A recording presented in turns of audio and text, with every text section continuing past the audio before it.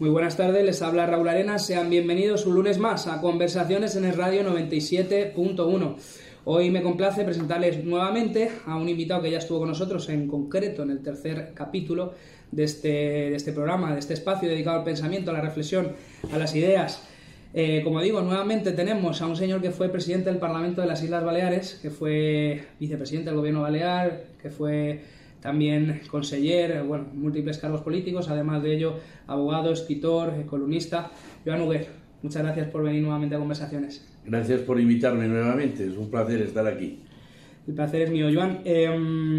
Exministros del PSOE han apoyado ahora un manifiesto contra Pedro Sánchez por que quieren cambiar la ley de sedición, la malversación. ¿Qué opinas de esto? ¿Qué opina usted de esto? Bueno, yo creo que es lógico, es decir, cuando uno repasa la historia reciente del Partido Socialista desde la transición a hoy, podríamos hacer una división de dos etapas.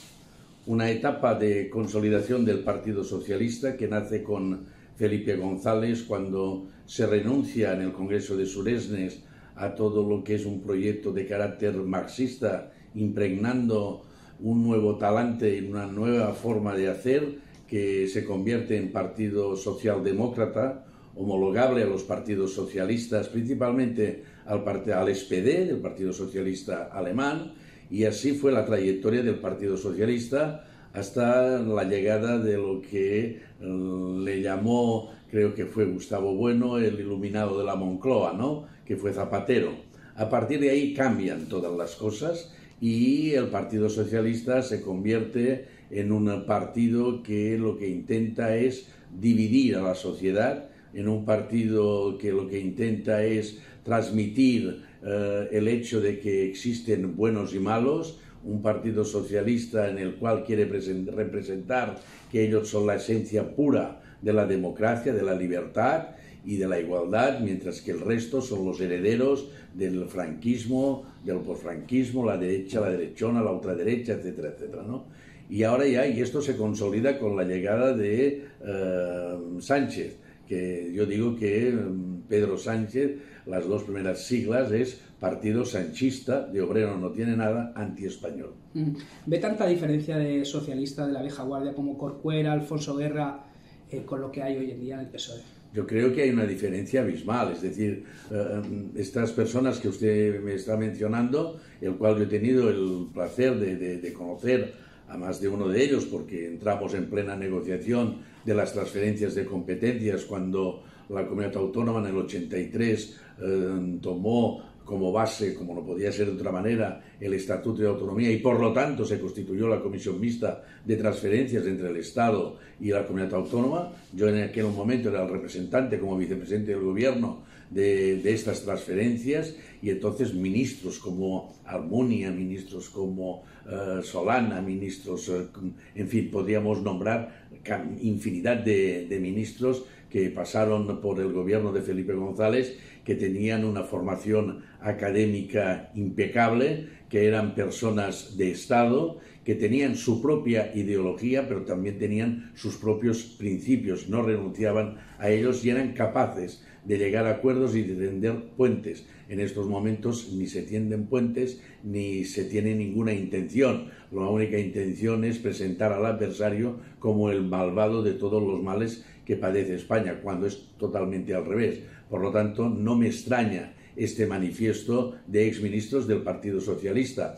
Es más, yo recuerdo que hubo un manifiesto firmado por más de 200 personas de relevancia intelectual y también política cuando se publicó la denominada Ley de Memoria Democrática. Y ahí estaban la mayoría de líderes de antaño del Partido Socialista, porque es una atrocidad histórica lo que implica esta ley, además de miles de intelectuales y pensadores españoles que se adhirieron a este manifiesto. Por lo tanto, la verdad es que la repercusión que puede tener este manifiesto o este posicionamiento de exministros de Felipe González tendrá poca repercusión, por una razón muy sencilla, porque los medios de comunicación están dominados principalmente por el actual gobierno. Tiene comprados la mayoría, sé que suena fuerte esto, la mayoría de medios de comunicación tiene vetados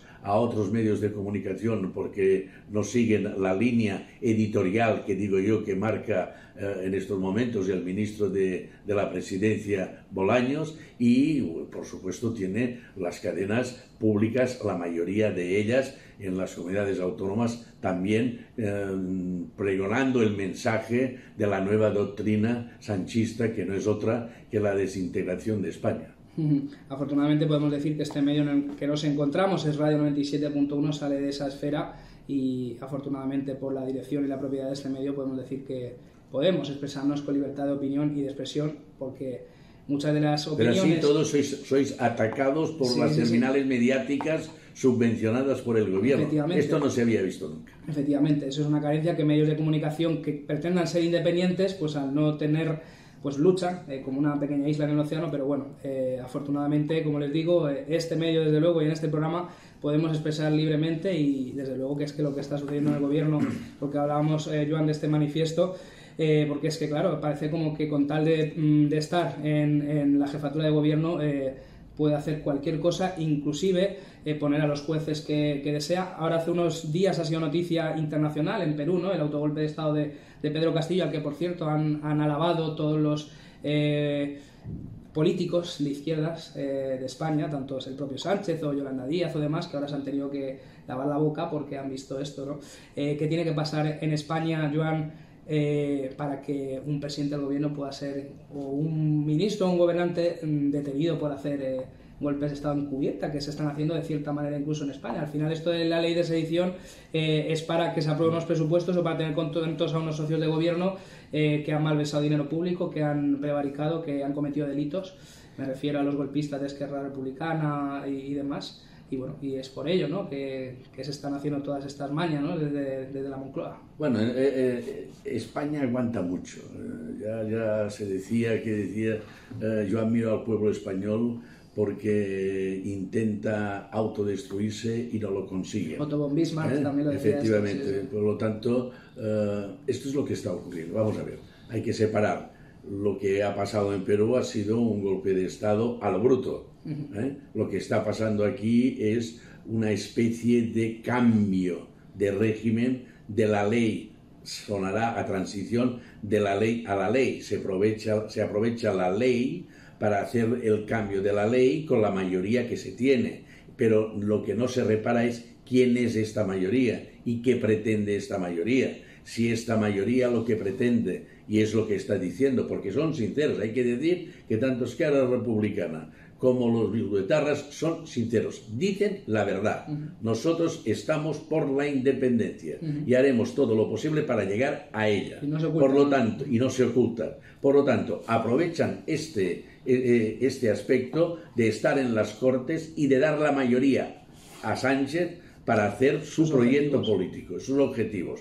Aquí lo que está ocurriendo es muy grave porque se están haciendo leyes, trajes a medida de los intereses de los que quieren destruir España. Se está haciendo trajes a medida de los intereses de aquellos que quieren lavar la imagen de la peor banda terrorista que ha conocido nunca España, como es la banda terrorista ETA. Se está haciendo leyes en el sentido de que sean el propio gobierno vasco quien desde la política penitenciaria, una vez yo te he acercado los presos, pueda liberar a estos que han asesinado a hombres, mujeres, civiles, militares, etcétera, etcétera. Y esto es muy grave.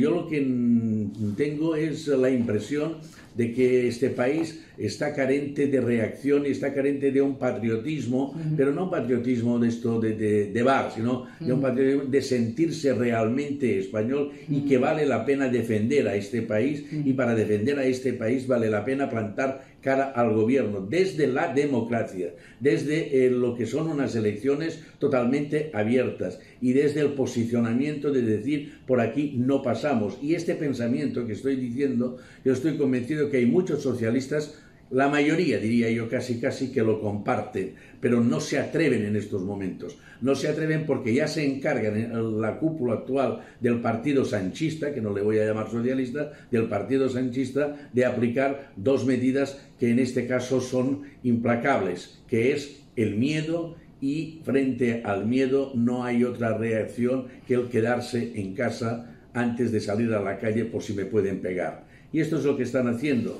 Esta metáfora que acabo de decir es que hay líderes políticos que hablan, pero en el momento en que han hablado y ha salido alguien a decir, bueno, este es un trasnochado tal, automáticamente, cuando hay un menorquí, repleguen velas y de lo dicho nada. Ahí tenemos a los presidentes de Castilla-La Mancha, al presidente de Aragón, al presidente de Extremadura, que de vez en cuando levantan la voz, pero no pasan de ahí, porque después se quedan otra vez en el sitio. ¿Por qué? Porque ven peligrar su sitio también, porque quien hará las listas autonómicas y municipales será Pedro Sánchez. Y este es uno de los graves problemas. Y otro también, por qué no decirlo, es la falta de unidad del centro-derecha. Es decir, yo creo que en estos momentos hay tres proyectos políticos dentro del centro-derecha, que es Ciudadanos, el Partido Popular y Vox. Cada uno tiene su hoja de ruta, cada uno tiene su proyecto, cada uno tiene su programa, pero tienen que tener claro 3 o 4 principios fundamentales que les debe unir. Y tiene que haber unidad de acción. Y hasta que no haya esta unidad de acción en 3 o 4 principios básicos y fundamentales, y que no se tengan que mirar de reojo por si me van a decir o dejar de decir, si soy de derechas, de extrema derecha o medio pensionista, también es un problema que tiene este país, que también está dividido el centro derecha. Bueno, Vox parece en su hoja de ruta, planea una nueva moción de censura. Que la última, si recuerda Joan, bueno, al final pareció como un ataque de Casado a Abascal en lugar de un ataque conjunto de la oposición a Sánchez. ¿Por qué el PP no se atreve a lo mejor a hacer una moción de censura? Ya sé que los números no pueden salir, pero claro, al hacerla Vox, ¿no cree que a lo mejor el PP siente como es un órdago hacia ellos, ¿no? Que son realmente la segunda fuerza política? Pero vamos a ver, mociones de censura se han hecho. El decir que no hay votos para salir, esto ya se sabe, pero se ha sabido siempre, excepto en una ocasión que ya sí tuvo los votos, que fue el de Sánchez. Pero la moción de censura de Felipe González tampoco salió y no tenía los votos. La moción de censura de Hernández Mancha tampoco salió. Las mociones de censura se plantean en un momento determinado para decir al pueblo, decir a la nación, en este caso a la nación española, aquí estamos nosotros. Y este es nuestro proyecto y este es nuestro programa político de cara al futuro. Yo creo que es un momento adecuado de pasar balance previa a las elecciones municipales y previo a las elecciones generales, porque con el argumento de que no hay votos suficientes, no presentemos pues ninguna iniciativa. Las iniciativas que presenta la oposición si hay un no gobierno salen. Es porque han hecho una mayoría de gobierno. No salen, por lo tanto, tampoco podríamos presentar proposiciones de ley, tampoco podríamos presentar preguntas o interpelaciones o mociones. O enmiendas a los presupuestos. Enmiendas a la totalidad, porque no hay voto suficiente. El parlamentarismo consiste en que el que gobierna tiene que explicar sus políticas y el que está en la oposición tiene que controlar estas políticas y tiene que plantear alternativas. La alternativa, el grado supremo de la alternativa es la moción de censura, porque tú presentas una alternativa de proyecto de país, de proyecto de nación a lo que es lo que se está haciendo en estos momentos por parte del gobierno de turno. Yo en estos momentos sería partidario de presentar una moción de censura suscrita por los 3 grupos políticos, no una moción de censura que pone un grupo político, sino suscrita por los 3 grupos políticos o por un grupo político y los otros 2 que la suscriben para darle apoyo con un candidato alternativo. Que este candidato alternativo tendría que ser el líder de la oposición, que es el que está llamado a ser el futuro presidente de España. O sea, ¿usted cree, Joan, que ahora mismo PP, Vox y Ciudadanos debían hacer esa moción de censura a 3 fuerzas y de candidato presentar entonces al líder de la oposición? Hablamos a Alberto Núñez Feijóo. Sí, yo sí. Sé que esto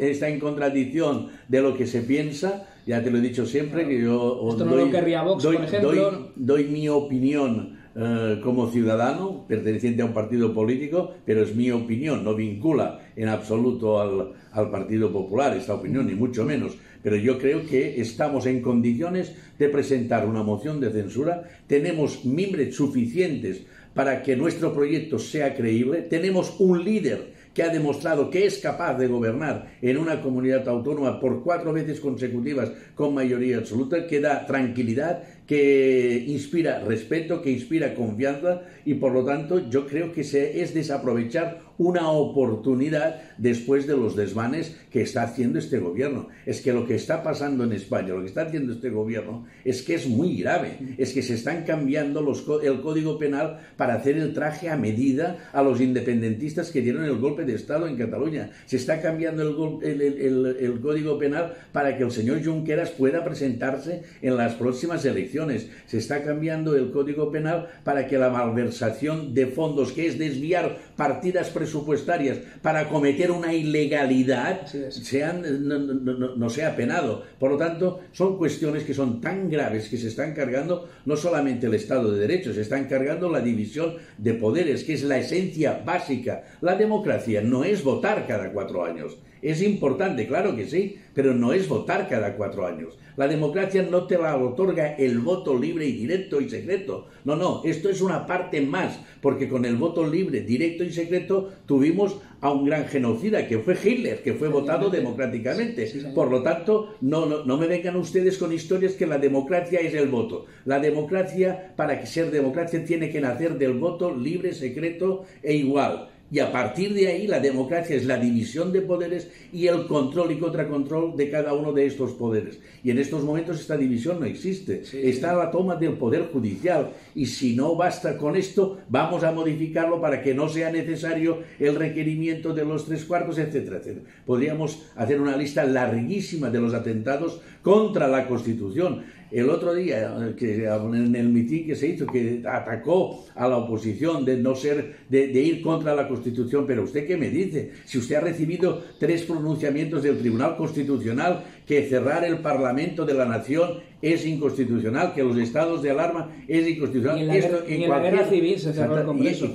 Y esto en otros países de nuestro ámbito ya hubiera provocado automáticamente la dimisión del presidente. Y aquí no pasa nada. Entonces, Joan, esto es un problema del pueblo, de la población, al fin de cuentas, porque como dice, nos están metiendo con calzador leyes desde la ley, de manera que el día que tergiversen y lo cambien todo, luego ya será difícil volver a restaurarlo, ¿no? Y al final lo que es anormal lo están convirtiendo normal y el pueblo no reacciona. Entonces, porque, por ejemplo, mencionaba lo de la moción de censura 3, pero recuerdo cuando la foto de Colón famosa, cómo el gobierno, y toda la prensa de izquierdas acometió contra Rivera, Casado y Abascal por aparecer en esa foto A3, ¿no? Es decir, por eso creo que desde esa foto A3 no han vuelto las 3 fuerzas políticas de la oposición a hacer nada conjunto. La izquierda sí, porque alguna virtud tiene la izquierda, solo faltaría, ¿no?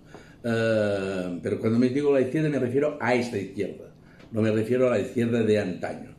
Pero lo que sí tienen perfectamente asumido son los 11 principios de propaganda de Goebbels, del doctor Goebbels, sin esto querer hacer ninguna similitud en lo que supuso a la aplicación de estos 11 principios en la Alemania nazi, en absoluto, no pretendo esto, pero los principios siguen vivos. Es decir, el principio de simplificación lo están llevando a rajatabla. El principio de unidad de la oposición bajo un mismo calificativo lo están llevando a rajatabla. El principio de la repetición de la mentira constante para convertirla en realidad lo están llevando a la práctica de una manera impecable. Por lo tanto, yo aconsejo que uno estudie y se lea estos 11 principios e intente buscar ejemplos en la actuación del actual gobierno. Principios estos, por cierto, que también hay que decirlo claramente para ser honestos, que tienen una virtualidad de acción política muy importante, sea quien gobierne. Pero una cosa es aplicarlos con carácter de perversión y otra cosa es aplicarlo con carácter de unión, que son totalmente distintos, son dos conceptos que no tienen nada que ver uno con el otro. Y esto, para entenderlo, hay que buscar precisamente cuáles son las máximas que ellos están dando a conocer a la gente. Todos son iguales. Cuando hablan ahora en estos momentos, recuérdese que antes de la existencia de Vox, el PP representaba a la extrema derecha por parte de ellos. Efectivamente, a Rajoy se le llamó de extrema derecha. Efectivamente, incluso a Ciudadanos en un momento determinado también se le calificó de extrema derecha por haber superado las líneas del Partido Popular. Cuando nace Vox, ahora la extrema derecha es Vox. Y los otros ya no dicen la derecha y la extrema derecha, ya los juntan todos. Y en un momento determinado, ¿qué hicieron? En Colón hicieron lo que fue la síntesis de los tres y los presentaron como un mismo cuerpo. Entonces no han vuelto a hacer nada. Claro, cuando les interesa lo dividen y cuando no, los unen. Y esto es lo que está calando, esto es el mensaje que se está dando. Es decir, ellos funcionan por el miedo que dan a la sociedad y la seguridad. En el sentido, estos lo van a hacer muy mal, es la extrema derecha. Han hecho el discurso del recuerdo de antaño y a partir de ahí nosotros somos los buenos, somos los salvadores y por lo tanto si tú quieres estar seguro, quieres estar tranquilo, tienes que estar con nosotros. Eso es una propaganda totalitaria. Permíteme decir también que la semana pasada en estos micrófonos Juan Sebastián Urbina mencionó también a Joseph Goebbels, porque es que la izquierda hablábamos que son los reyes de la propaganda y es que desde luego la dominan a la perfección. Y también, Joan, no sé si opinarás, yo tengo la sensación de que cuando gobierna la izquierda, pero cuando gobierna la derecha, el PP en este caso que ha gobernado, gobierna con el miedo a lo que digan de ellos, influenciados por esa propaganda que desde la oposición hacia la izquierda, al final esa izquierda sigue gobernando indirectamente, ¿no? Desde la oposición, es increíble, ¿no? Porque tampoco se han derogado esas leyes que mencionaba usted de la ley de memoria histórica que fue, que ahora se llama Ley de Memoria Democrática, ¿no? O Ley de Violencia de Género, otras leyes, ¿no? Al final, pues esa propaganda de la izquierda actual es la que domina todo claro, es decir, el miedo que hace, el miedo hace que tú te retraigas en defender lo que realmente crees, en defender la esencia de tu propia formación política. A mí cuando me hablan de feminismo, en este sentido, no hay que entender muy bien el término feminismo. Yo me pregunto, ¿y por qué no salimos nosotros con el listado de todas las acciones que se hicieron a partir del gobierno Aznar en favor de la igualdad entre los hombres y las mujeres? ¿Por qué no salimos nosotros a la palestra y decir que los primeros que dieron gran responsabilidad sin cuotas a las mujeres fue el Partido Popular, que tuvo una presidenta de las Cortes Generales mujer y una presidenta del Senado mujer? ¿Por qué no sale el Partido Popular a defender la ley contra la violencia de género en un momento determinado? Y este mensaje es el que nosotros tenemos que decir y tenemos que pregonar, y es el mensaje que tenemos que confrontar con el mensaje ya no del Partido Socialista solo, sino con el mensaje de Podemos, que se lo ha comprado el Partido Socialista. Mira, yo creo que el Partido Socialista bebió de la experiencia que supuso la formación del Frente Popular en el 36, cuando el Partido Comunista, con una labor de goteo, se aprovechó poco a poco, de la debilidad del Partido Socialista y entonces lo absorbió. En estos momentos es al revés. El Partido Socialista, con esta experiencia, absorbe el proyecto del Partido Comunista de Podemos, y hoy por hoy casi te puedo decir que no hay una sola ley por parte de Podemos que al final de la misma se le atribuye a Podemos, salvo cuando es un fracaso. Por ejemplo, la del sí es sí. La del sí es sí es de Irene Montero. Yo no sé nada. ¿Cómo que no sabes nada? Tú sí sabes, tú estabas en la mesa del Consejo de Gobierno y estabas con un ministro que ahora quieres poner en el Tribunal Constitucional.